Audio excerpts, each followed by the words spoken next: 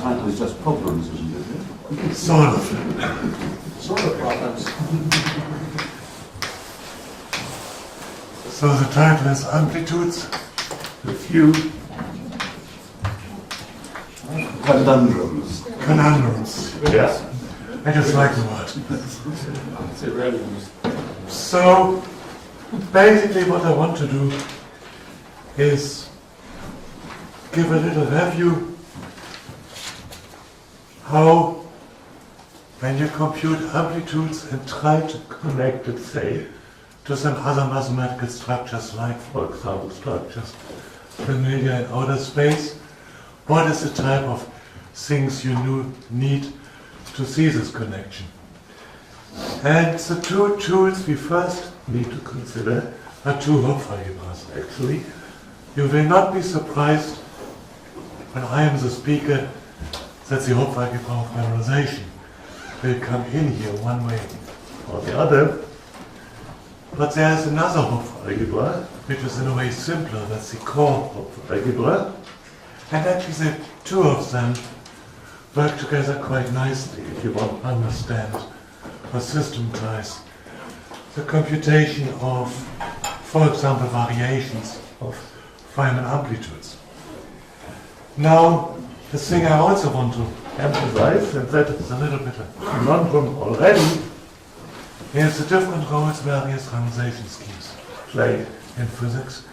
Everything where I believe you can do sensible work to understand the analytic structure of a diagram, and just so you presuppose the existence of an S matrix, will force you to work in what I would call a kinematic randomization scheme. This is not necessarily the randomization scheme which is most popular amongst physicists these days, and I will maybe spend a couple of minutes trying to explain that there is a difference and why I'm a little bit concerned about the use we make in physics of, for example, minimal subtraction. So the first part of the talk is basically considering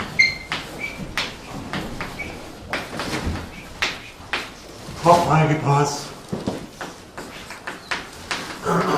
just define Feynman rules, probably in a sketchy way, and actually some basic observations on variations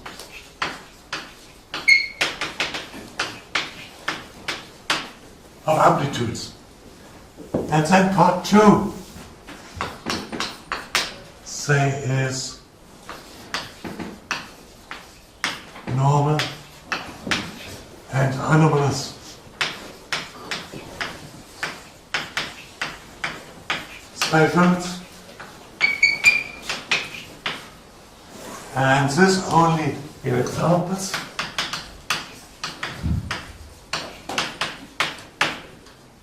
And it's there where we see some connections to structure of outer space, which figured also in my talk last week in the data center, and actually will give us material as a PDF or something which people want to collect over here, just the slides of last week's talk, which I expanded a little bit with slides, so to speak, which gathers material today. And so here we come a little bit to outer space. So let's start with Hopf algebra.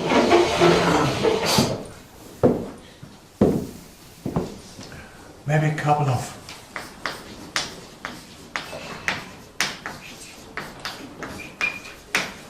notations first.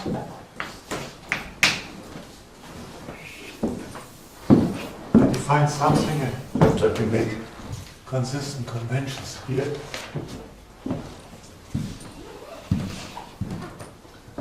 I call omega gamma a quantity. This is 4. I just write the graph gamma. That's its loop number. So the rank of H1.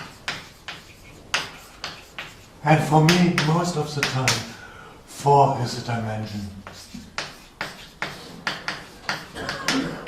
of space-time. So what is omega gamma? It's 4 times the loop number of the graph minus the sum over all vertices of gamma. And an omega, which is an index, a weight of that vertex. And physicists would tell you what the weights of these vertices are, which you have in your theory, and also a sum over all internal edges of the graph gamma. And I have a weight for the internal edge. Quite often the weight of a vertex is 0 in a renormalized quantum field theory. Then you can ignore this contribution. Against theory it might be -1 or something like that. And the weight of an edge is quite typically 2 or 1, depending if the edge is the inverse of the differential equation in Fourier transform for boson or Feynman's, for the Kreimer equation or the Dirk equation. So this input here comes from physics, and this is a quantity you can compute for every graph. Now, just as a general rule, when I draw a graph, I draw it, for example, here's the one loop triangle graph, like that. So I'm just too lazy to give you external edges, but when there is a vertex, there can be some external momentum flowing into that edge. And so this is a triangle graph, and it would be in 4 dimensions. Here it has one loop, so it's a 4. The weight of the vertices is 0. This is something physicists might tell you. The weight of bosonic unoriented edge is 2. So it's a 4, it has 3 edges, that's 4 minus 6, that's -2, which tells you when you do the integral by the Feynman rules, which is associated with this graph, this is a convergent integral. If this quantity is 0 or greater, you have a nicely divergent integral to start with. Okay, so that is one quantity which we need. Also, if I have a subset of edges or vertices of a graph, in particular also if a subgraph, maybe x, then gamma over x is for me simply the graph gamma, where the length of all edges shrinks to 0. Edge E belongs to an edge of x. So this simply shrinks the subset. For later use, before I define my first algebra, I might also like to say something about a spanning forest.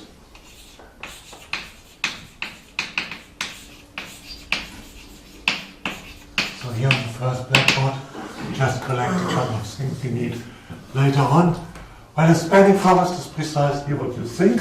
A spanning tree is a tree made out of vertices and edges of your graph, such that it is spanning.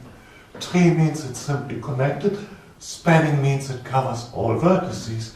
And a spanning forest is a collection of disjointed trees in the graph, such that this collection covers all vertices, but has a couple of disjointed components. So if I have a pair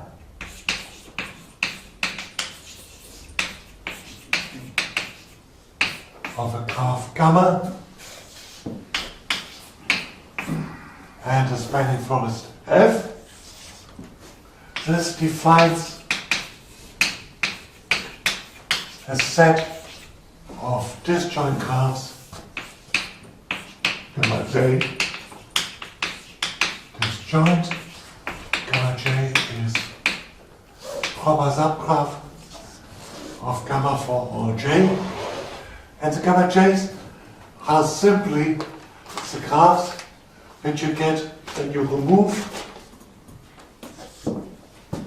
Well, let's make an example.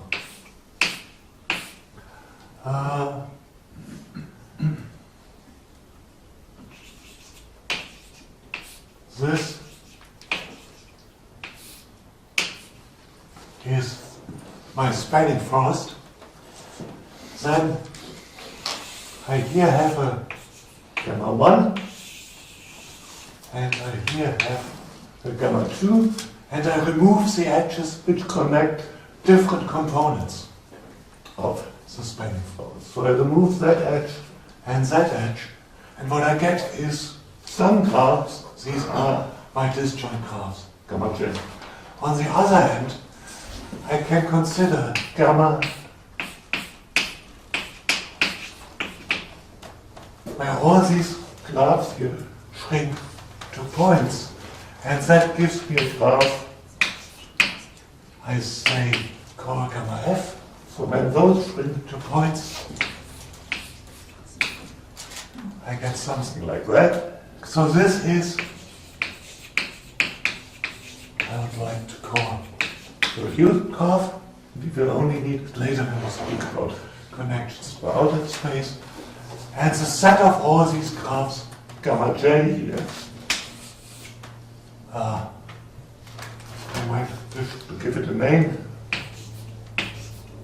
like gamma f down. So there's a gamma f up, and a gamma f down. I think this is all for the time being. It's time to consider the first Hopf algebra in the game. So my Hopf algebra, let's call it, the first one I call H, and that's the renormalization of Hopf algebra. This reduced graph is supposed to be the one of this example? Excuse me? This reduced graph should Yes. be the one of Yeah. And this not the loop number should be the same? No. Not for the reduced graph, because here I shrink. This is gamma 1. Oh. Here. So the gamma is not the trees, so So I have a spanning forest. I have a unique set of edges which connects different components of the spanning forest. And then I shrink all edges which are not in this unique set of edges to 0 lengths. This doesn't conserve the loop number. Okay, my first Hopf algebra. All these Hopf algebras, by the way, rather simple. It's a Hopf algebra which has a product. This is just disjoint union of graphs. It has a unit, which is something like the empty graph. It has one interesting map, which is the co-product. It has a co-unit, which simply maps q to q times 1, and it has a rather canonical given antipode. And the most interesting map here is delta from h to h times h. Some of you have seen it already. And what is delta of gamma? It's gamma times 1 plus 1 times gamma plus the sum over disjoint unions of subgraphs, proper subgraphs of gamma, which fulfill, assume we have a theory in say D equals 4 dimensions, which fulfills that omega form of gamma I is greater or equal to 0. This presupposes basically that we are working, for example, in a renormalizable quantum field theory in 4 dimensions of field for space. And what is a renormalizable quantum field theory for purposes of this talk? A renormalizable quantum field theory is a quantum field theory where for every graphs gamma and gamma tilde, omega gamma equals omega gamma tilde, and the external leg structure of the graph is the same. It's actually a sort of a miracle that things do exist, but from all what we know, all physical theories, quantum field theories, which play a role in nature, come precisely from subseries. And there you have a very interesting Hopf algebra structure. And what is the Hopf algebra structure? Well, it simply says this is gamma. And I remind you here all edges, which are internal edges of the components. This actually is a co-associative map, as you can show, and there is certainly an antipode for it, and the antipode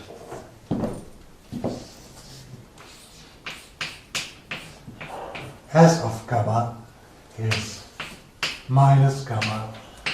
It's the same sum as you have over here. It's a recursive definition, like that. And it's recursive because the loop number is strictly smaller.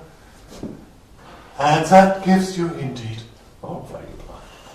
This Hopf algebra plays a fundamental role when we in a minute speak about Feynman roots, because it allows you to define a well-defined differential form to a Feynman graph, which can be nicely integrated, and it's an existent integral you get starting from a Feynman graph, which is actually superficially divergent because omega for it is greater than 0. So you have a non-existent integral, and using this Hopf algebra, you actually create an integral that you can do. And you want to do it, you get an amplitude as an answer. But this is not the only. Before we look at examples for these Hopf algebras, this is not the only Hopf algebra I want to speak about. There's another one. I call it HC. For core, basically has the same different union of graphs in the empty graph as multiplication in 1. It has a co-product delta C. It has basically the same co-unit map and an antipode SC. And it's simpler than this one because delta C of gamma is actually, it starts the same way. Gamma times 1 plus 1 times gamma, as it befits the graded Hopf algebra. The grading is always given by the loop number, by the way, plus the sum. Now I just say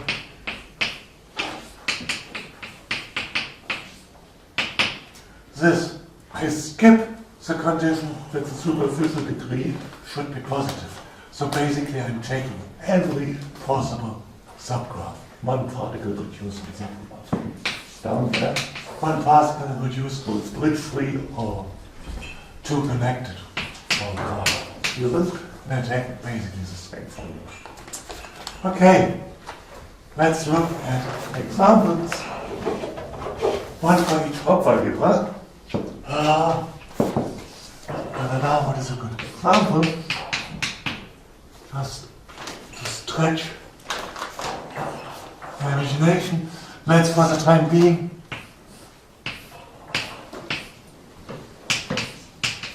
take D to be 6, not 4. Then the normalization Hopf algebra, so we would have an omega 6 here, but otherwise it's the same story, gives me a co-product. There's a trivial term, the graph times 1 plus 1 times the graph. I'm too lazy to write that out. But the interesting term is the other one. And here you can find just this.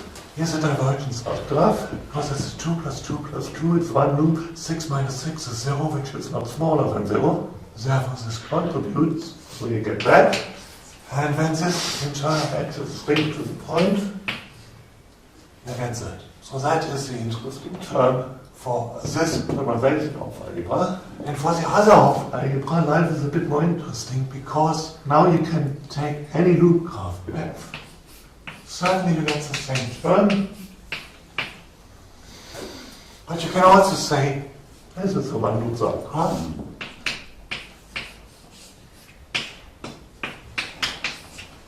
And you shrink that to a point, what you get is that. And before you forget, this is the one graph down here, which has 5 vertices. As I told you, in principle, I'm so used to draw half edges because it's my edges and I keep doing it. So I wanted to do this out, so please erase them all in your head. But there is this 1, 2, 3, 4, 5, this thing on. And if I draw a half edge like that, it's a thing on 5 vertices, and it's a one-loop graph. And when this whole thing shrinks to a point, there's one vertex left, and you get a little, what a physicist would call a checkpoint. So actually, you see that the other hope value bar, it's simpler in its definition and typically gives you more terms though. Now I wouldn't speak about the two hope value bars at the same time if they would not have something interesting to say in the way they interfere with each other. But before we do that, let me bring them up. So we'll come back to an example. And let me start speaking about final roots. Basically what I want to consider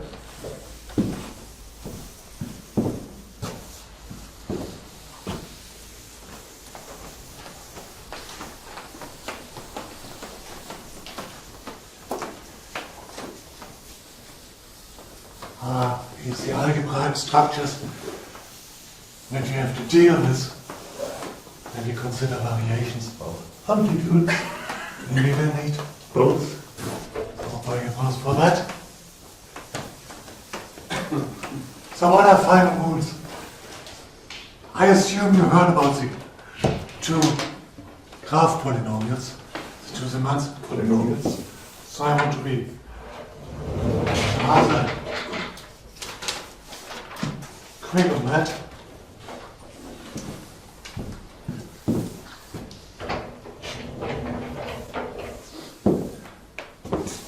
There's a way of, you could assign actually a positive real parameter AE to each internal HE, and you can define two polynomials which you assign to a graph, and this thing is the sum over all spanning trees T of gamma, and then a product not for all edges not in the spanning tree, like that, and a positive real variable for each edge. That's a polynomial with many well-investigated properties you assign to a graph. And there's another polynomial where you do the same for spanning two forests. Spanning two forests are trees T1, T2, which cover all vertices of the graph. And then, because we have overall momentum conservation for the external vertices external momenta coming into the vertices of the graph, you can actually say Q of T1. This is sum of external momenta. So D vectors assigned to the vertices of the graph, sum of external momenta of vertices of T1. But we suppose the sum of all external momenta is 0 by momentum conservation. And T1 and T2 cover together all vertices. Q of T1 is minus Q of T2. So when I take the scalar product of this external momentum with the one for T2, I just can say minus Q of T1 squared, and the product of all edges not in T1, T2, AE. That's the other polynomial. That's the third polynomial. That's actually built from those two. Let's call it phi of gamma. It's little phi of gamma minus psi of gamma times something, that's the sum of all the edges, my edge variable, and to each edge I assign a variable me squared. The name is historical convention, sets the mass squared for the propagator, which is represented by edge e. So this is a nice polynomial, and believe it or not, from these inputs I can actually give you renormalized Feynman rules which have a structure. The structure is actually quite nice. You integrate, I call it projective space P gamma. What this really is projective space over, say, positive B locus, and it's number of edges in gamma minus 1. And then here comes a sum. The sum is basically using the antipode of the renormalization of algebra, and this antipode of the renormalization of algebra cannot only be defined recursively, as we did it up there, but it can also be phrased as a sum over all forests. And that is not the same word forest as this word forest. That's an unfortunate coincidence that both words are used for two different, the same word is used for two different things. So these are forests in the sense of Wolfgang Zimmermann. So these are collections of subsets of the graph gamma, such that all elements of the collection are either one is contained in the other, so any pair of elements down there, or they are disjoint. But they never have an intersection which is non-trivial. So either one is completely contained in the other, or the other in the one, or they are disjoint. And this is, say, Forrest Haller Zimmermann, and then minus 1 is the number of subgraphs you have in your forest. And now comes a slightly more lengthy expression. First, I take my graph gamma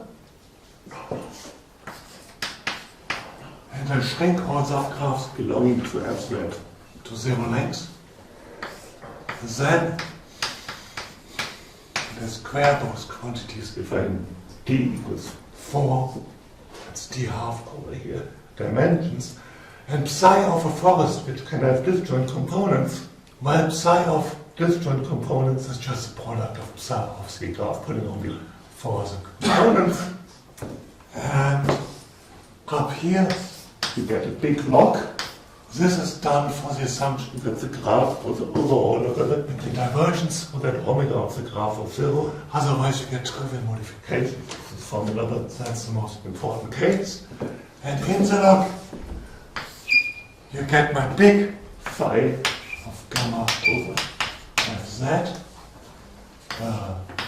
psi of fz plus phi of fz. This needs an explanation because fz can be a disjoint union of Feynman graphs, and actually the evaluation of the second semantic polynomial of this whole quantity on a disjoint union of Feynman graphs is defined to be a sum over the components, and you evaluate one of the components by this thing and take the product of psi of the other things.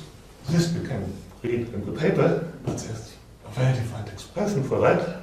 But then you put a little zero in. And that little zero is just shorthand for saying these are functions of external momenta. And here I put the external momenta to some reference values, to some fixed values. Which values you choose is a choice of a kinematic normalization scheme, and you ask basically an experimental physicist what he wants you to do. And that says, okay, choose the external momentum at vertex 1 to be 500 MeV squared, and the one at blah blah blah to that, and so on. He gives you a choice that gives you a normalization scheme. And then here, over z over here. We are not done yet. There's a denominator. And I just copy. Only I put a 0 here as well. And else. So you see, if this would have 0, well, the whole log would be the log of 1 and the whole balloon would vanish. It doesn't happen. And now you integrate. And it's just this deviation from being at the relation point which makes this integral non-vanishing. And all the physics live just in that fact. And then what you're integrating over is the standard, I call it omega gamma. So it's A1, dA2, blah, blah, blah, blah. You know, it's a standard differential form for an integral projective space. This, amazingly, is a well-defined integral. It's amazing because when you start with an integral and you haven't done your Hopf transformation down there, then none of the terms here would be well-defined. But they come precisely in such a linear combination that this integral does exist, which is a non-trivial thing to be shown, but it has to be shown. Fine. So this is actually by renormalized, it has a renormalized final rules for the graph gamma. But at the moment we need an experimental physicist, right? And Yeah. to tell us that. Yeah. There's no way you can define a quantum field theory without some experimental input. If it's a renormalized quantum field theory, you need, for example, in QED, you need your experimental physicist to tell you what its value for the decay, say, of a photon into the plus and minus is at a certain energy of the photon with on-shell, say, electron and positron at the intermediate state, and you need him to tell you something about CO2 propagators that they are on the Mars shell and so on. Then you can well define your theory. You can't well define your theory, absolutely. Without experimental input, you can't define a quantum field theory. The amazing thing about a renormalized quantum field theory is that you need to pose a finite number of questions to your experimental physicist, and then you can do any computation you want. And it's But in the case of quantum field theory, there are only two questions, the charge and the mass, and you can pose them classically. You can take your mass from Newton and you can take your charge from Coulomb. Yeah, but there's still data from an experiment. Yes, absolutely. So, now you have that.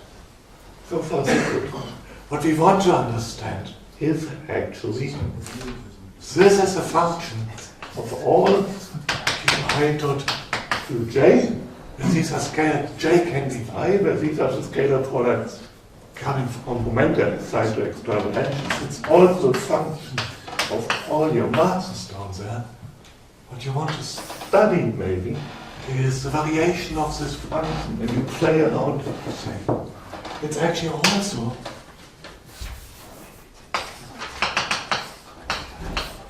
a function of your chosen foundation scheme. But if you are wise, you, for example, put these values to be Euclidean or something so that all monodromy comes really from varying these over values which you really can realize in an experiment.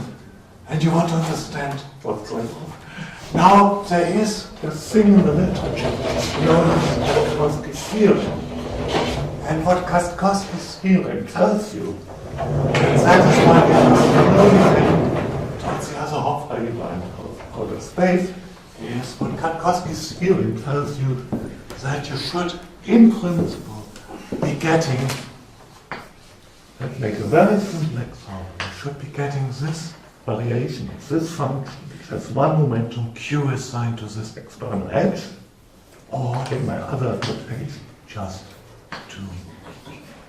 the two external edges, because overall momentum is conserved. In fact, have all external momenta incoming, then it's q incoming here and minus q incoming here, they add up to 0 and momentum is conserved. You have two different masses. This gives you a slightly lengthy algebraic function which just involves logs and square roots. It turns out that when you vary q squared, for q squared bigger than m1 plus m2 squared, there is a branch cut running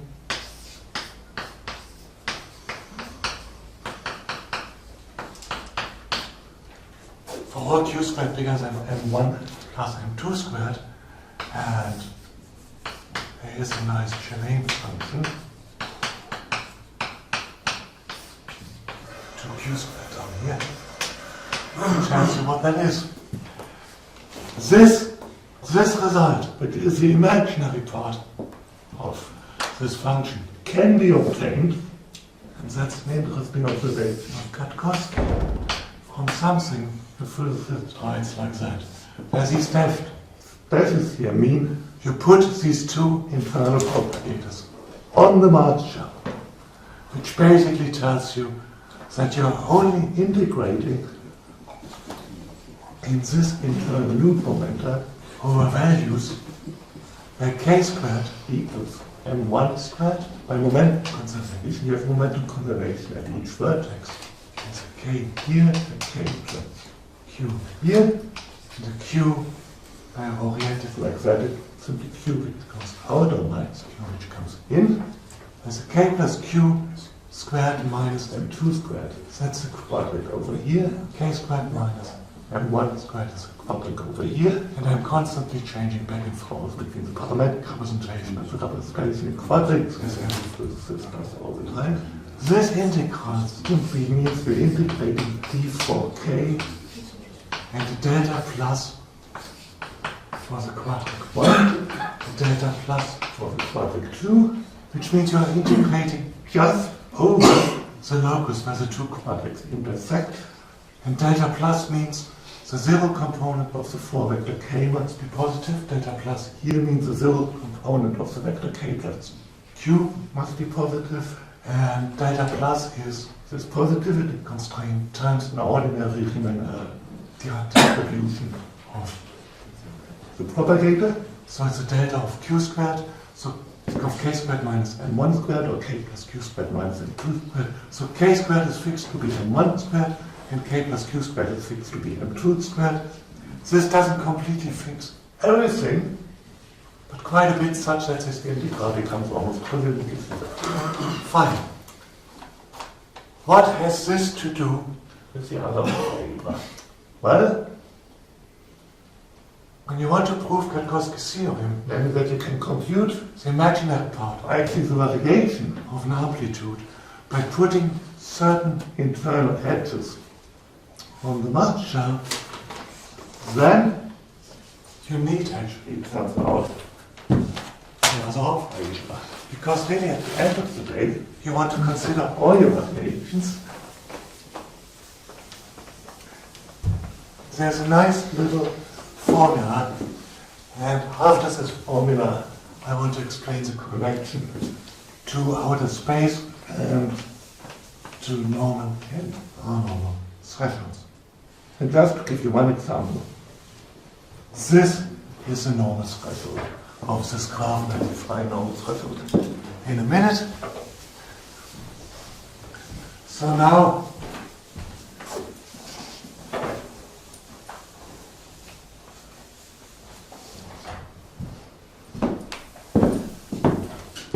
this is a cute little formula.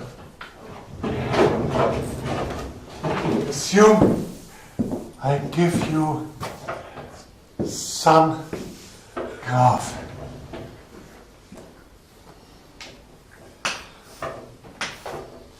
Say we are doing, this is a graph in phi to the fourth theory. Simple enough that I can do the example in not too much time on the blackboard.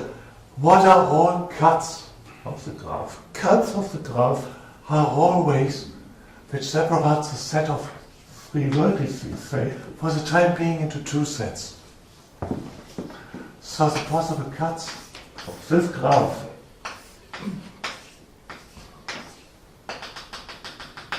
are this thing. I put these two internal edges on the marcher. This thing which separates this vertex from those two vertices. This one separated this vertex from the other two. And the third possibility, clearly, is this one. They precisely contribute to the question, what happens if I vary the momentum incoming at this vertex, or what happens when I vary the momentum incoming at this vertex, or what happens when I vary the momentum incoming at this vertex.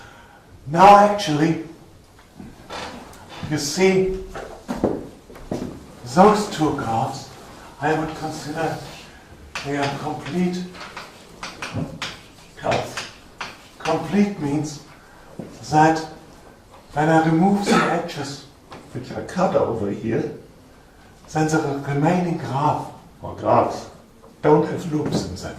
So here you get just the tree. When I remove these three edges, it's just two vertices connected by an edge, similar over here. But when I remove those two edges, I have a remaining graph which has a loop in there. For reasons which have to do with all sorts of considerations. Better, it is actually advisable to understand that you first understand graphs which have cuts where in the remaining stream are no loops. But there's a nice little result, a nice little theory, which tells you if you consider all cuts or you consider only complete cuts, they are just by one application of the core algebra away from each other. So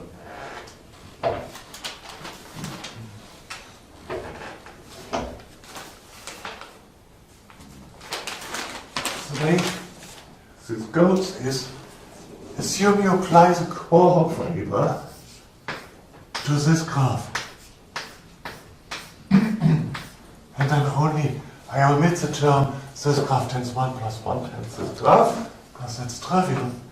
What I get is this thing tends this graph plus, in the core algebra, for example, I get stuff like this, and I get this factor twice. This is a tadpole which doesn't have a cut which separates incoming from outgoing vertices. But this is a graph whose complete cut precisely describes the non-complete cut over here, because this thing just came out by the core algebra, and the rule to evaluate the sum over all cuts C of a final graph gamma is then the rule to evaluate by the renormalized final rules in the integrand all the subgraphs. Let me actually call them simply gamma prime, and that is the sum coming from the core algebra. And then you evaluate the graphs in the right-hand side of the co-product, and there you have a product over all edges which belong to the complete cut, and you put the quadratic of the multiple, and then a product over all edges which are not in the complete cut, and you just have this. But the construction, this doesn't have loops anymore. These edges don't form a loop anymore because this was the complete cut. So here you need your normalization algebra, and here you apply your core algebra. And this is a very cute thing which reflects the Fubini's theorem. And this way, actually, you can reduce the consideration of all cuts to the consideration of complete cuts, which is something you want to do. Now, what has this to do with outer space? I have 17 minutes left. So, I just want to consider basically one graph, and that's a triangle graph. one loop, 3 external momenta. So in my notation, I should do it like that. And label these vertices. I have 3 different edges. I can have different masses.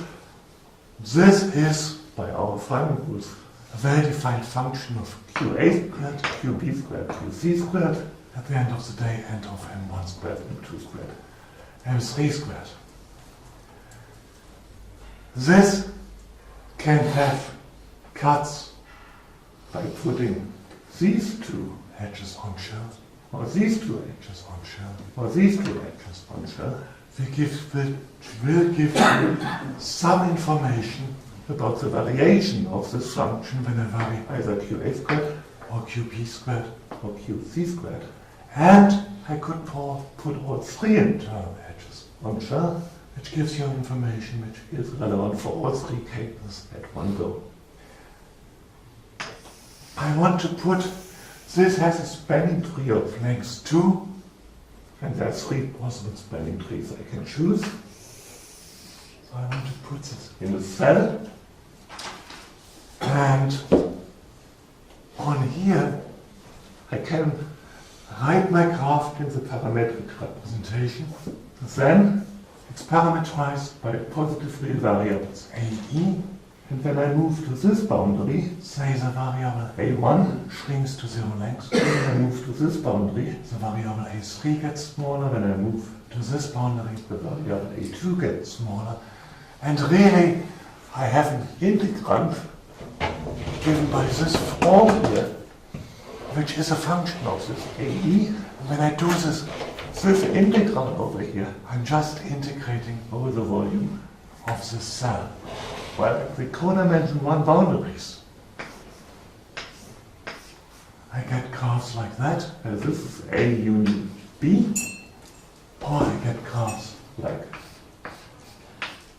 that, where this vertex is A union C, or something like this, where this is B union C. And these are the reduced diagrams which I get, for example, when I put these 2 internal edges on the mulcher. So the spanning tree might have been this. I remove 1 edge from the spanning tree. This gives me the spanning forest, which has this component and this component. The 2 edges connecting it are these 2 edges, and they are put on the mulcher. Then I shrink all the edges which don't connect different parts of the spanning tree, and I get this. If I shrink further, this still has the spanning tree either here or here. I get always, only that these have different internal masses. I get always to the tadpole. It turns out that the variations coming, for example, when I vary this variable, is a threshold divisor, which I can compute already from the reduced graph. And that gives me the normal threshold. The normal threshold always comes when I shrink enough edges. I have a 2 partition of vertices. I shrink all the edges which connect things which are in one component, and don't shrink the ones which are in different components. That gives me something which is based on 2 vertices. This defines me a normal cut, and this normal cut is always a threshold divisor of the graph, which I shrink. I could also remove actually this edge. And here things become slightly more interesting, because to understand this completely, we go to something which outer space people call using the plane complex. So now I do something different. I draw my graph here, and I choose my spanning tree. Say this one, this edge, which I call 1, and the edge which I call 3. I have my A, B, and C over here. Say I order the 2 edges in the spanning tree. Say 1 is the horizontal thing is the vertical thing. So if one shrinks to zero length, I go in this direction. And I can also remove h1 from the spanning tree and get a spanning forest on the same graph, and that goes in this direction. So if I shrink one, like this, and then this is still my spanning tree for the graph. And here, on the other hand, here I just remove one and get a spanning forest. And so those are options. I can do the same thing over here, and I shrink 3. I have still 1 over here, and other elements I'm here. And when I remove 3, I am looking at this Kapkowski cut.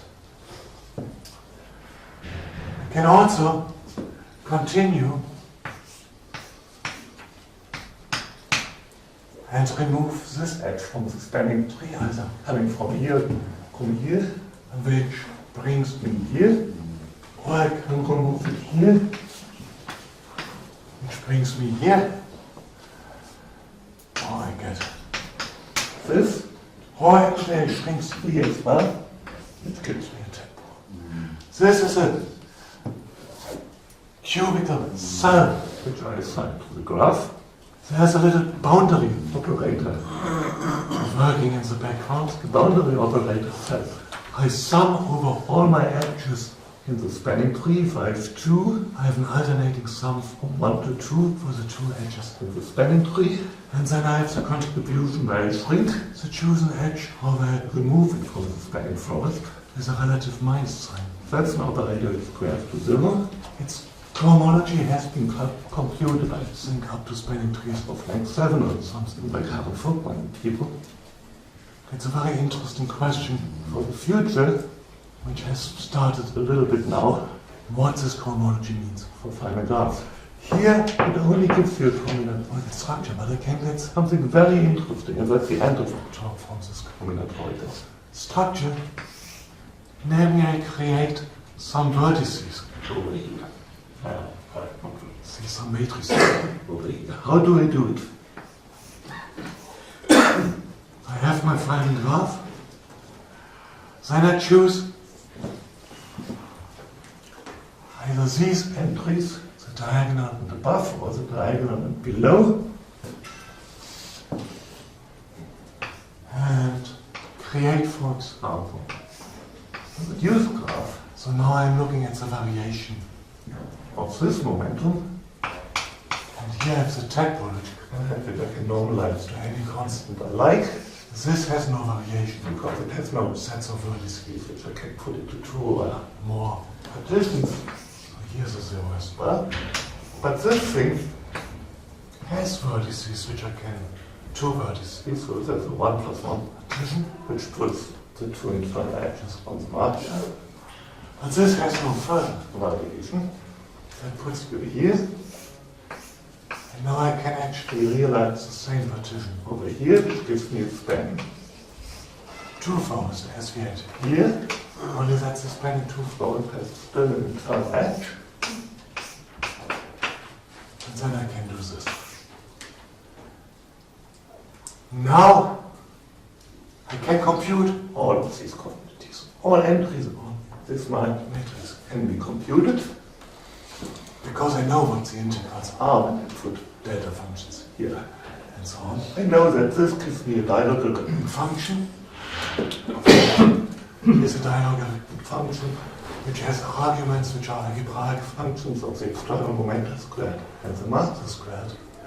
This thing gives me a logarithmic function with some coefficient which might be involved the square root. And this thing gives me something which doesn't see log anymore. It's not a constant like 2 pi I squared, but it's basically some rational or algebraic function of the external qi squared. It turns out that when I vary this momentum and come close to the threshold divisor given by q squared equals m1 plus m2 squared, the variation of this function is precisely given by this. Also, when I fix Q and vary the momentum T over here, then actually the variation of just this internal forepoint function is precisely given by this.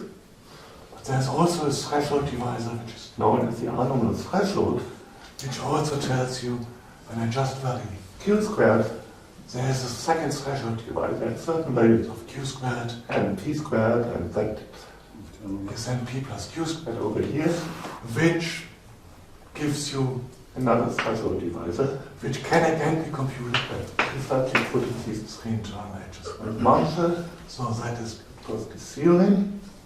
Above that, we have this row, and again the variation of this reduced graph is given by this entry. And so we have a nice little matrix, which tells you something about the variation of these amplitudes when I vary this thing. Now, I could also have chosen the other thing. I could have chosen this guy over here. This comes from considering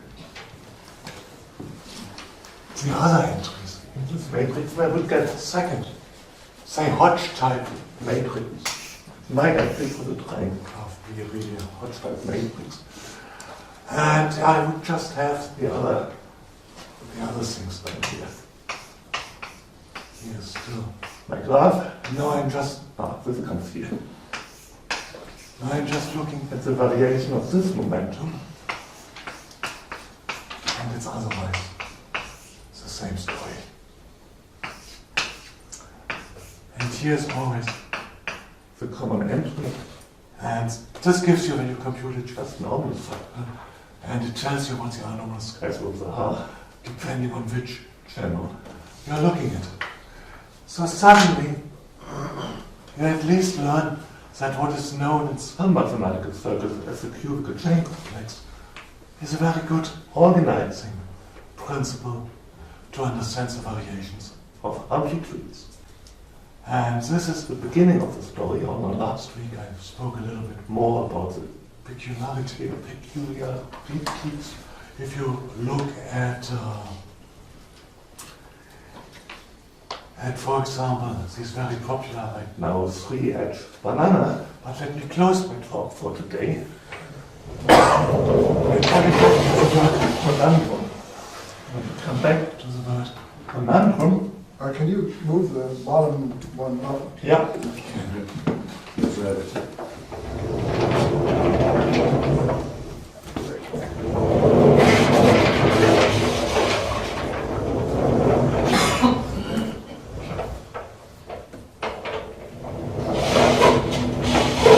Now this was all done using my Feynman rules as we have done. Namely using this sum over force and blah blah blah. Now, such Feynman rules fulfill many nice properties. One of the most important ones is that it sits very well together with this normalization group.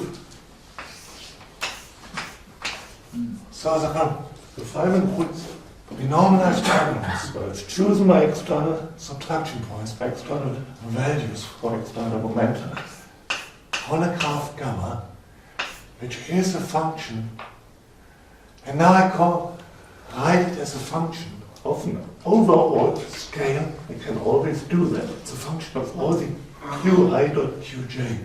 But I can take some non-additive linear combination of these scalar products and call it, say, S, and I can take the same linear combination but at the subtraction points and call that S0.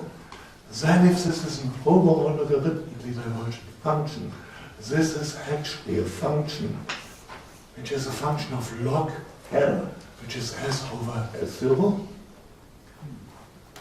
and a function, when I express, take scale out, the rest are dimensionless quantities because I take all qi dot qj divided by S or by S0, so it's a function of angles, or angles at the polarization point, and it's a function of masses.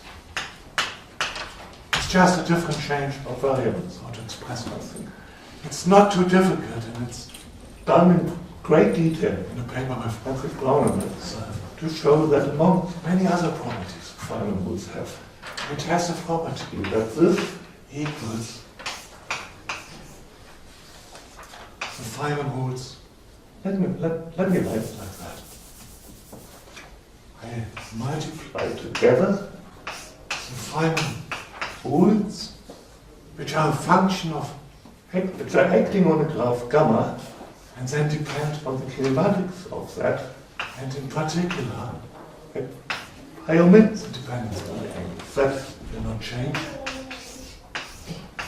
And here I put in L2 and L1 plus L2.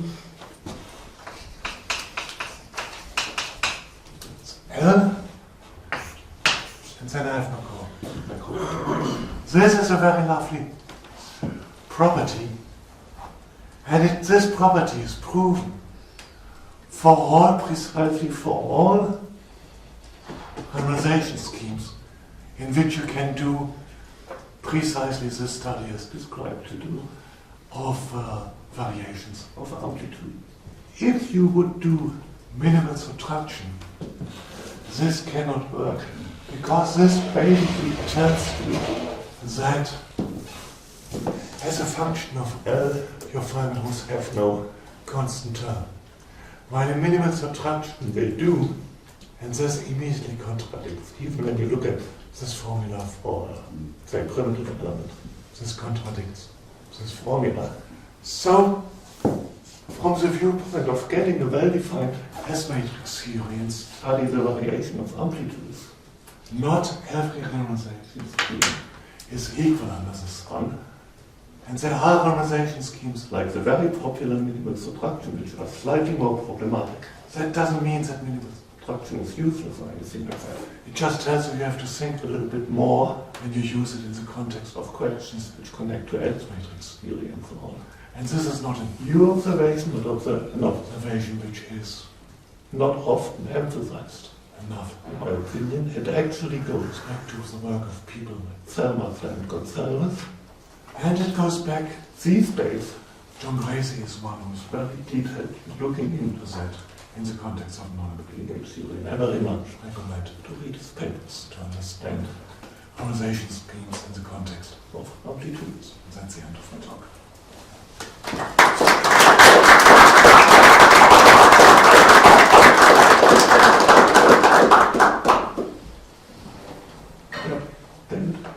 So I've got a question. It's a historical question, and I'm too young to be able to answer it myself.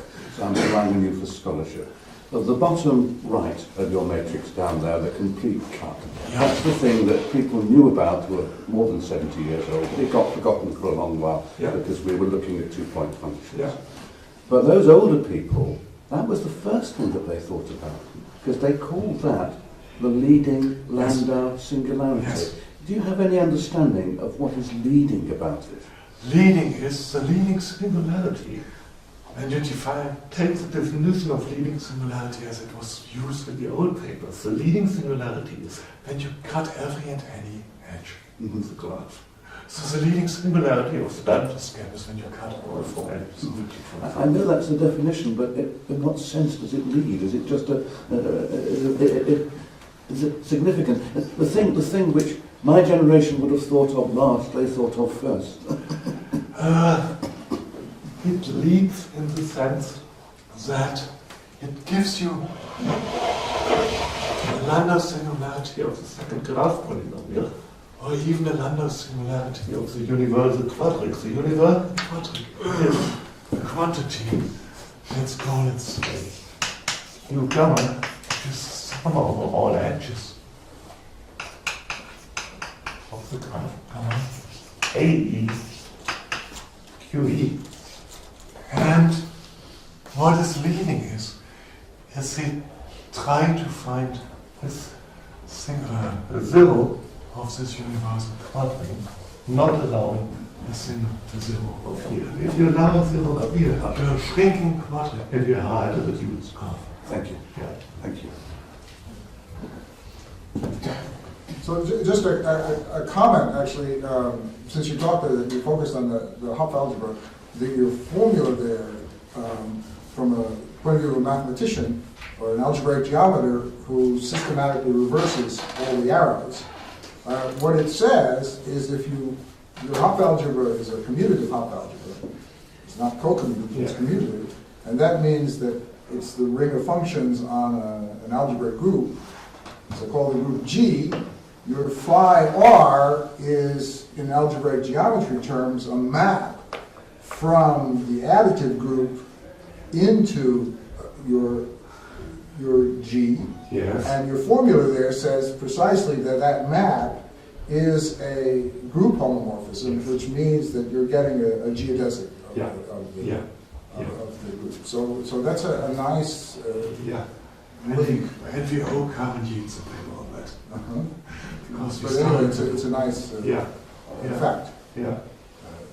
It's a bridge between math and physics. Actually, this outer space construction, does it at any point use the degrees of divergence in the renormalization structure? Not really. The divergence, this use of the renormalization algebra is only there to create well-defined expressions. And it's a nice fact that you can disentangle it by using these other operators, so to speak. Elsewise, if I give you a completely superficially convergent diagram which doesn't have some divergences, like this guy for the space-time in scalar field theory, then its structure as far as cut structure is as sophisticated as you can expect from any true diagram, so to speak. But the realization of there's nowhere prominent holes. So it's too different. Yeah. You did say that the higher, for this cubical complex, the higher generalization would be you get one matrix for each edge pass from 0, 0, 0 Precisely, to 1, 1. precisely. So you get one matrix for each simplex that lies in the scheme. This is a construction on the spine of outer space, really, because you look at the spine of outer space and look at the path from the spine to a rose. Any path from the spine to a rose gives you precisely such a matrix. Yeah. So this process of going from the graph to its reducible, well, to its irreducible piece and then coming back, does that induce an outer automorphism of the graph? No, I don't think so. If I understand you correctly. It induces something on the complement of the threshold divisors. I mean, this graph, such a Feynman graph, is a function of the external momenta masses. Let's call that space, some n gamma or whatever. Then you have to remove threshold divisors from that space, and hopefully at some stage, and in simple examples in simple graphs, I would know how to do it. But actually, I have to see Carl Vogtmann maybe a couple of more times and discuss Spencer a bit more to understand in general. But what you would hope is to realize how the fundamental group of a graph maps to something which acts as a fundamental group of its threshold divisors. When we evaluate the graph. And that this is possible is precisely the fact that every single loop integration, the three-loop graph, has three loops. You can integrate them in any possible order, and any of the three loop integrals has monotony. And it's always a set type of monotony. And then you, so to speak, glue those together in certain ways. How precisely is the open question, which we understand for simple graphs, but you have to see what the general feeling might be. So, any other questions?